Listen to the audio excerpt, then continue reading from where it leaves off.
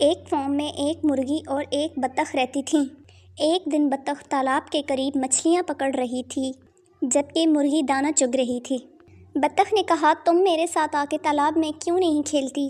مرغی نے جواب دیا، میں پانی سے بہت ڈرتی ہوں، میں یہیں پر ٹھیک ہوں۔ ایک دن اس تالاب کے نزدیک ایک لومڑی آ گئی۔ مرغی یہ سب دیکھ کر بہت پریشان ہو گئی کیونکہ وہ لومڑی کو اس کے قریب آتے دیکھ رہی تھی۔ مرغی نے بطخ کو خبردار کیا کہ لومڑی قریب آ رہی ہے، ہم دونوں کو مل کر کچھ کرنا ہوگا ورنہ لومڑی ہمیں نقصان پہنچا سکتی ہے۔ پھر بطخ نے مرغی کے ساتھ مل کر ایک ترکیب سوچی۔ بطخ نے تالاب میں جا کر لومڑی کو اپنی طرف آنے کا اشارہ کیا جبکہ مرغی بھاگ کر اپنے پولٹری فارم کے مالک کو خبردار کرنے پہنچ گئی۔ مالک فوراً سے ہی دوڑتا ہوا وہاں پہ آ گیا اور لومڑی کو مار بھگایا۔